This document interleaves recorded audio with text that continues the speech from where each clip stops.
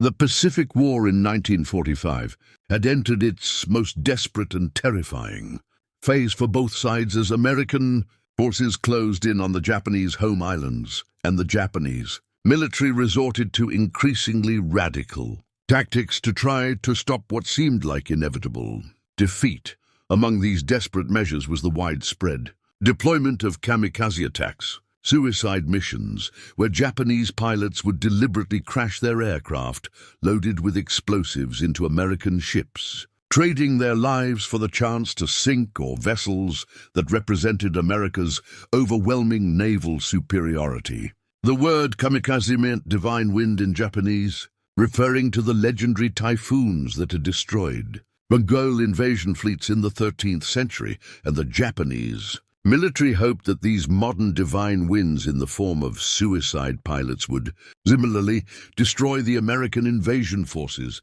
and save Japan from conquest. For American sailors serving on ships in the Pacific, kamikaze attacks represented a uniquely terrifying threat. Because unlike conventional attacks that could be evaded or shot down, kamikazes only needed to get close enough to crash into a ship. And even if a pilot was killed, his aircraft would continue on its trajectory and could still hit the target, meaning that stopping kamikazes required destroying them completely at distance rather than just damaging them or driving them away. The USS Bunker Hill was one of the U.S. Navy's Essex-class aircraft carriers, massive ships displacing over 27,000 tons and carrying air. Wings of nearly 100 aircraft that could project American power across vast distances of the Pacific. Ocean commissioned in May 1943, the Bunker Hill had participated in numerous major operations, including the Battle of the Philippine Sea, the invasion of the Philippines, and the assault on Iwo Jima, earning a reputation as an effective and well-run ship with experienced crew and a combat record that included shooting down dozens of enemy aircraft and supporting countless amphibious operations. By May 1945, the Bunker Hill was operating off Okinawa as part of Task Force 58, the main American carrier striking force that was providing air support for the invasion of that strategic island, while also defending against the massive kamikaze attacks that the Japanese were launching in waves of hundreds of aircraft, in operations called kikosui, or floating chrysanthemums, that were designed to overwhelm American defenses through sheer numbers and sacrifice. On the morning of May 11, 1945, the Bunker Hill was conducting flight operations about 70 miles off the coast of Okinawa, launching and recovering aircraft in support of ground operations on the island, and flying combat air patrols to defend the fleet against Japanese air attacks. The ship's crew was at general quarters, meaning all combat stations were manned, and everyone was ready for action because kamikaze attacks had been coming regularly for weeks, and vigilance was necessary at all times. The carrier's combat air patrol, fighter aircraft circling above the fleet to intercept incoming Japanese planes, was maintaining its station, and the ship's radar operators were monitoring their screens for any sign of enemy aircraft approaching the task force. It seemed like it would be another routine day of combat operations in a war that was clearly winding down, but that remained deadly dangerous for everyone involved. At approximately 10 a.m., a single Japanese Zero fighter aircraft emerged from cloud cover at high altitude and dove toward the Bunker Hill at tremendous speed, evading the combat air patrol and approaching so rapidly that the carrier's anti-aircraft gunners had only seconds to react. The Zero was piloted by a kamikaze volunteer who had been specifically targeting American carriers, knowing that sinking or crippling one of these massive ships would be a significant blow to American operations and a worthy sacrifice of his life in service to the Emperor. The carrier's 40 mm and 20 anti-aircraft guns opened fire, filling the sky with tracers and explosive shells, hitting the Zero multiple times and setting it on fire. But the aircraft continued its dive and crashed into the Bunker Hill's flight deck just after the forward elevator. smashing through the wooden deck and exploding inside the hangar bay where numerous aircraft were being fueled and armed for the next strike mission. The explosion was catastrophic, detonating aviation fuel and ordnance that had been loaded onto aircraft in the hangar bay, creating a massive fireball that swept through the enclosed space, killing dozens of men instantly and igniting fires throughout the forward section of the ship. But their disaster was just beginning, because less than 30 seconds after the first Zero hit, a second Kamikaze aircraft, a duty dive bomber that had followed the Zero down, using the same cloud cover, crashed into the Bunker Hill's flight deck near the base of the island superstructure. The command and control center of the ship. This second impact and explosion killed or wounded virtually everyone in the carrier's primary flight control station, knocked out critical communications equipment, ignited more fires on the flight deck where numerous aircraft were parked waiting to launch, and created a second raging inferno that began spreading rapidly through the ship's superstructure. Within minutes of the two impacts, the USS Bunker Hill was transformed from an deficient fighting ship into a floating catastrophe, with massive fires raging both in the hangar bay and on the flight deck, with hundreds of men dead or wounded, with command and control severely disrupted as senior officers were killed or incapacitated, with thick black smoke pouring from the ship that was visible for dozens of miles, and with the very real possibility that the fires would spread to the ship magazines where bombs and torpedoes were stored, or would reach the aviation fuel tanks, or would compromise the structural integrity of the ship to the point where it would capsize or break apart in sink. The two Kamikaze hits had killed 346 men immediately and wounded another 264, making this one of the most deadly single attacks on an American ship during the entire Pacific War. And as the fires continued to spread and intensify, it seemed entirely possible that the casualty count would rise dramatically higher, as the ship was consumed by flames and either sank or had to be abandoned in the chaos and confusion following the kamikaze strikes. As damage control parties rushed to fight the fires, and as wounded men were evacuated to areas of the ship that were still safe, and as officers tried to assess the damage and coordinate response efforts, the situation deteriorated rapidly in ways that threatened the ship's survival. The fires in the hangar bay were being fed by aviation fuel that was pouring from ruptured fuel lines and from damaged aircraft, creating pools of burning liquid that spread across the hangar deck and dripped down into lower levels of the ship, igniting new fires in compartments below the hangar bay. The fires on the flight deck were being fed by the wooden deck itself, which, despite being treated with fire-retardant materials, was still combustible, and by the numerous aircraft parked on deck that contained fuel and ammunition, and that exploded periodically as the fires reached their fuel tanks or ordnance, sending shrapnel and burning debris across the deck and into the air, and starting new fires wherever this debris landed. The ship's firefighting systems were partially disabled by the explosions and fires, with water mains ruptured and pumps damaged and hoses burned through, making it difficult to get adequate water pressure to the areas where fires were raging most intensely. The thick smoke that filled many compartments made it impossible for damage control parties to see what they were doing or to breathe without protective equipment that was in short supply. And the extreme heat from the fires made it difficult to approach close enough to actually fight the flames effectively. Men were passing out from smoke inhalation or heat exhaustion. Equipment was melting or catching fire, and every minute that passed seemed to make the situation worse rather than better as fires spread faster than they could be contained. Among the hundreds of sailors fighting desperately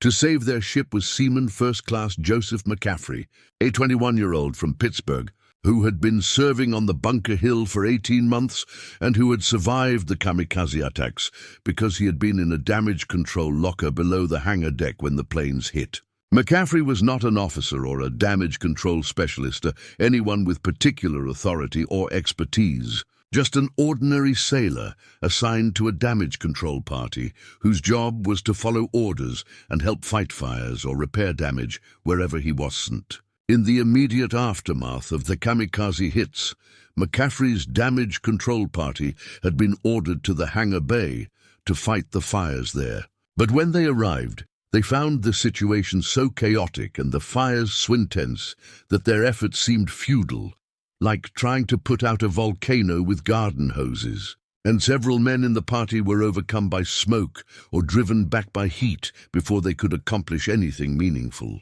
Joseph McAffrey and his shipmates struggled to fight fires in the hangar bay. They became aware of a new and potentially catastrophic problem that was developing in one of the ship's lower compartments. Water was accumulating at an alarming rate in one of the forward storage spaces below the waterline, several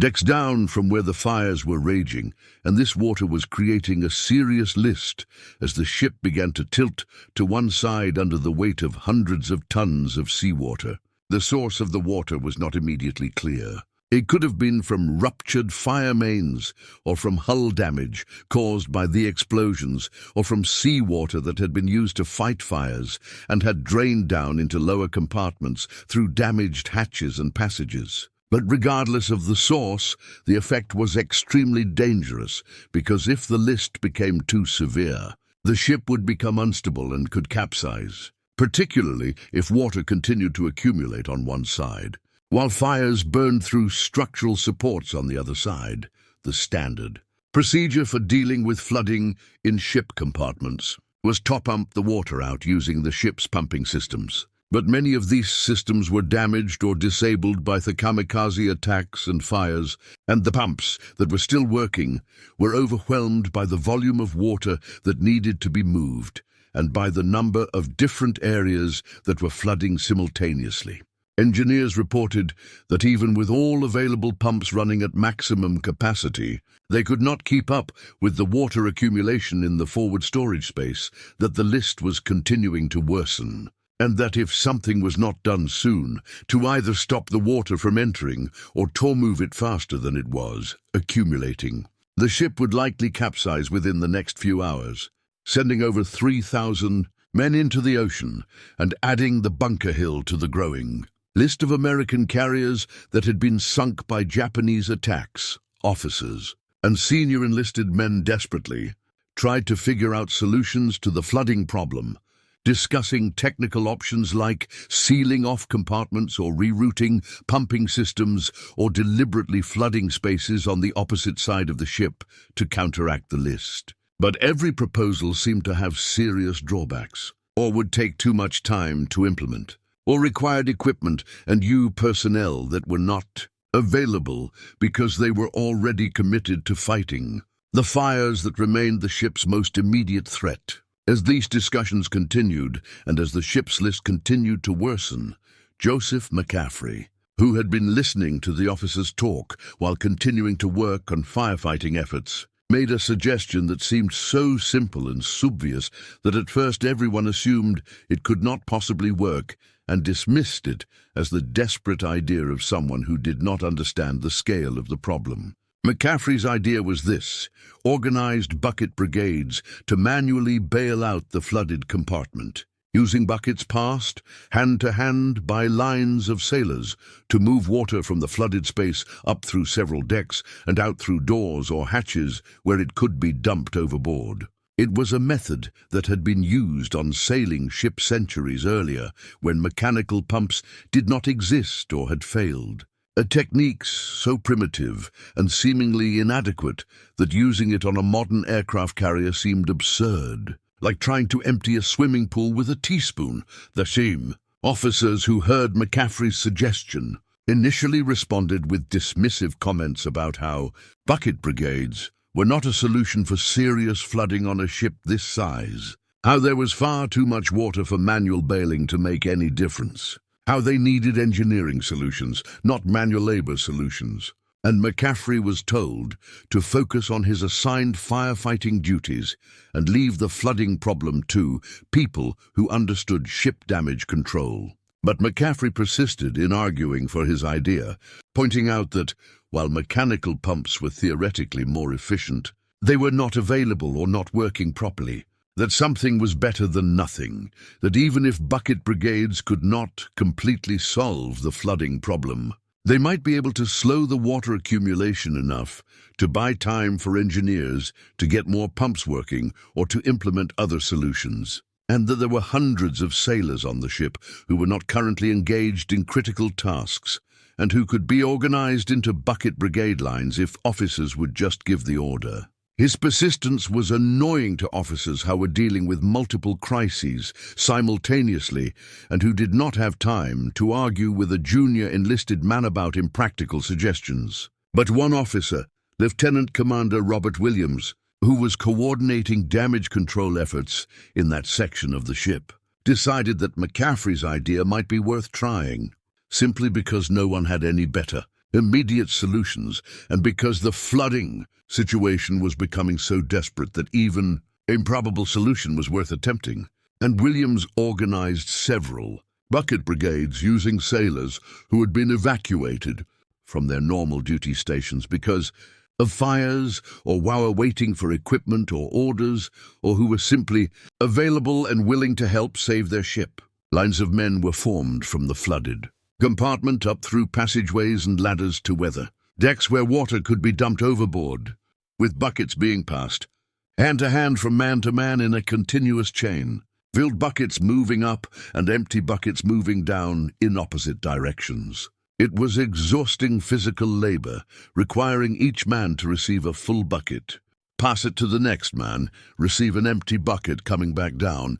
pass that to the next man, and repeat this process hundreds or thousands of times without rest. But the sailors threw themselves into the work with desperate energy because they understood that their ship and their lives depended on it. To everyone's surprise, including Lieutenant Commander Williams, who had authorized the bucket brigades more in desperation than an expectation that they would actually work, the system began to show results within the first hour. The water level in the flooded compartment stopped rising as rapidly, suggesting that the bucket brigades were removing water faster than it was accumulating, and the ship's list stabilized and then actually began to decrease slightly as water was removed, and the weight distribution became more balanced. Engineering reports confirmed that the combination of the few working mechanical pumps plus the manual bucket brigades was actually keeping pace with the flooding,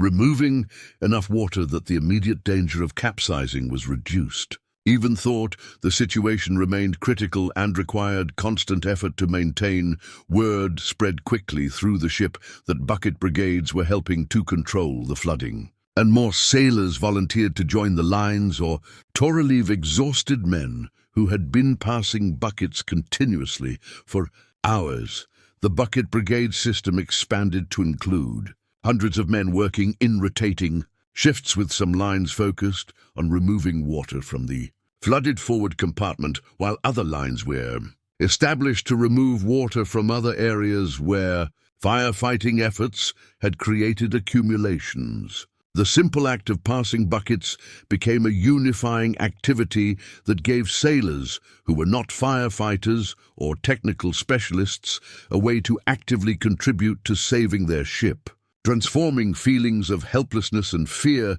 into purposeful action that produced visible results. Joseph McAffrey became something of a hero among his shipmates. The ordinary sailor whose idiotic idea of using bucket brigades had turned out to be a crucial element in the ship's survival, and officers who had initially dismissed his suggestion began to recognize that sometimes simple solutions could be more effective than complex technical fixes, especially when complex systems were damaged and unavailable. McAffrey himself continued working in the bucket lines for over 12 hours straight, passing buckets until his hands were blistered and his muscles were cramping, refusing relief because he felt responsible for making sure his idea worked and because he could not ask other men to do work that he was unwilling to do himself. The combination of firefighting efforts that gradually brought the fires under control and the bucket brigades that managed the flooding allowed the USS Bunker Hill to survive the critical first 24 hours after the Kamikaze attacks, the period when the ship was most likely to sink or have to be abandoned. By the morning of May 12th, approximately 26 hours after the attacks, the fires were largely extinguished, though some hotspots remained that required monitoring. Flooding was under control, with mechanical pumps now handling most of the water removal, though bucket brigades continued in some areas, and the ship was stable enough that it could be taken under tow by other vessels and moved away from the combat zone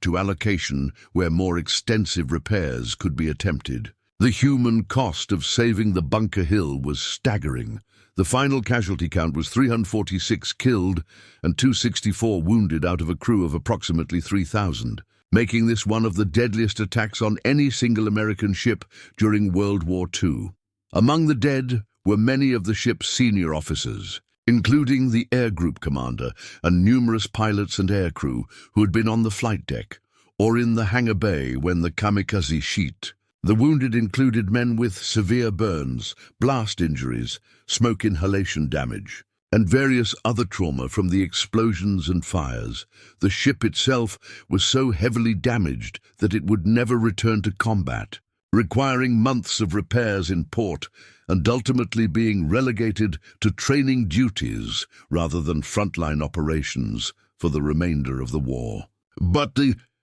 Bunker Hill survived and most of its crew survived, and while many factors contributed to this survival, including the bravery of firefighters and the skill of damage control parties, and the determination of officers who refused to give up on their ship, the bucket brigades, organized in response to Joseph McAffrey's suggestion, played a measurable role in preventing the flooding that could have capsized the carrier during those critical first hours when the ship's fate hung in the balance. The idea that seemed idiotic when first proposed, that seemed impossibly primitive and inadequate for the scale of the problem, turned out to be exactly what was needed in a situation where sophisticated systems were unavailable and where human effort and determination could substitute for mechanical efficiency. The story of the bucket brigades on the Bunker Hill became well known in the Navy and was used in damage control training and in discussions about creative problem-solving under crisis conditions.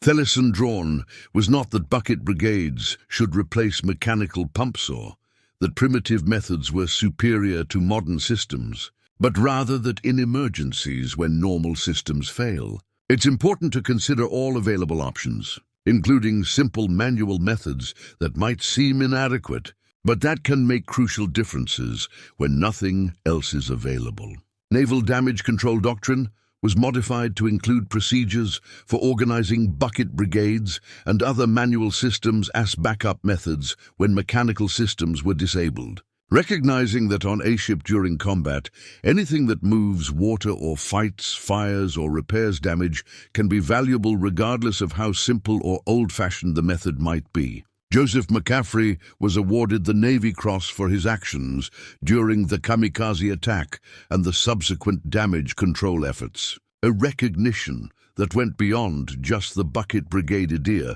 to acknowledge his sustained physical courage and his refusal to give up, even when the situation seemed hopeless. The citation praised his extraordinary heroism and devotion to duty, and noted that his suggestion Taos bucket brigades contributed materially to saving the ship at a time when all normal damage control methods had failed or were inadequate. McAffrey was promoted and later attended training to become a damage control specialist, and he remained in the Navy after the war, eventually retiring after 20 years of service, with the lasting reputation as the man whose supposedly idiotic idea had saved one of America's aircraft carriers. The broader significance of the Bunker Hill incident and McAffrey's bucket brigade solution extends to questions about innovation under pressure, about the value of listening to ideas from unexpected sources regardless of rank or position, about the importance of maintaining historical knowledge of traditional methods even as technology advances and about the relationship between sophisticated technical systems and simple human effort in accomplishing difficult tasks. The bucket brigades worked, not because they were better than mechanical pumps, but because they were available when pumps were not. Because they could be organized and implemented immediately using resources that were present on the ship. Because they transformed the crisis from a technical problem that specialists needed to solve into a collective effort that anyone could contribute to regardless of their technical expertise. The incident also highlighted how quickly situations can change in naval combat and how damage can cascade from one system failure to another, creating emergencies that exceed the capacity of any single system or method to address. The kamikaze attacks created fires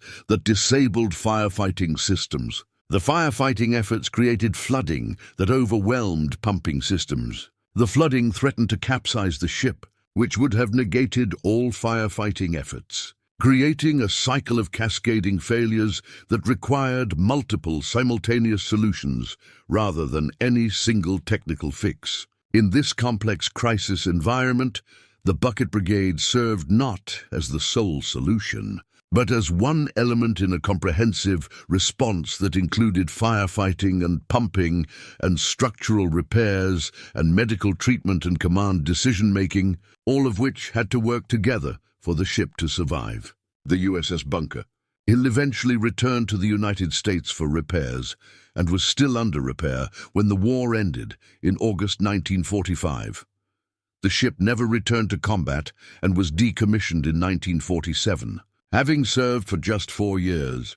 Butaving participated in numerous major operations, and having survived an attack that would have sunk a less well-built ship or a ship with a less determined crew. The carrier was eventually sold for scrap in 1973, but its legacy lives on in the lessons learned about damage control and about the importance of considering all available methods, no matter how simple or primitive they might seem. And in the story of Joseph McAffrey, whose willingness to make a suggestion that others thought was idiotic ended up contributing to saving over 2,000 lives in one of America's most valuable military assets. The kamikaze threat that nearly destroyed the Bunker Hill continued for the remainder of the war, with over 3,000 kamikaze sorties flown against American ships during the Battle of Okinawa alone, sinking dozens of vessels and damaging hundreds more. The psychological impact of facing suicide attacks was enormous, creating stress and fear among American sailors that was different from the stress of conventional combat. Because there was no way to discourage or deter an enemy who was already planning to die. No way to negotiate or show mercy that might make the enemy less aggressive. The only defense was to destroy every kamikaze aircraft before it could reach its target. And even with sophisticated radar and massive anti-aircraft firepower, American ships were hit regularly because stopping every single plane in a mass attack was essentially impossible. The development of effective countermeasures against kamikazes became a priority for the U.S. Navy, leading to improvements in radar-directed anti-aircraft fire, better combat air patrol procedures, the deployment of picket ships to provide early warning and to draw attacks away from high V-value targets like carriers, and better damage control training, and equipment to help ships survive hits that could not be prevented. But throughout the final months of the war, the kamikaze threat remained serious and deadly, a manifestation of Japanese desperation and determination that killed thousands of American sailors and demonstrated the effectiveness of suicide tactics in naval warfare. Allison that would have implications for future conflicts and for military thinking about asymmetric warfare where technologically inferior forces could still inflict significant damage through willingness to accept certain death. The history of Joseph McAffrey and his bucket brigade solution to the flooding on the Bunker Hill stands as a reminder that crisis solutions can come from unexpected sources and can take unexpected forms. That rank and position do not confer a monopoly on good ideas. that simple methods can sometimes accomplish what complex systems cannot, and that listening to all suggestions, even from junior personnel, can occasionally lead to insights that save lives and accomplish missions that would otherwise fail. McAffrey's story is also a reminder that heroism in warfare is not just about fighting the enemy, but about solving problems, about refusing to give up when situations seem hopeless, about trying things that others dismiss as impossible or idiotic, and about the power of collective human effort to accomplish tasks that mechanical systems alone cannot achieve. The image of hundreds of sailors passing buckets, hand to hand through the smoke-filled passages of a burning aircraft carrier, fighting to save their ship through sheer determination and physical labor, represents something essential about the human element in warfare that no amount of technology can replace or make obsolete.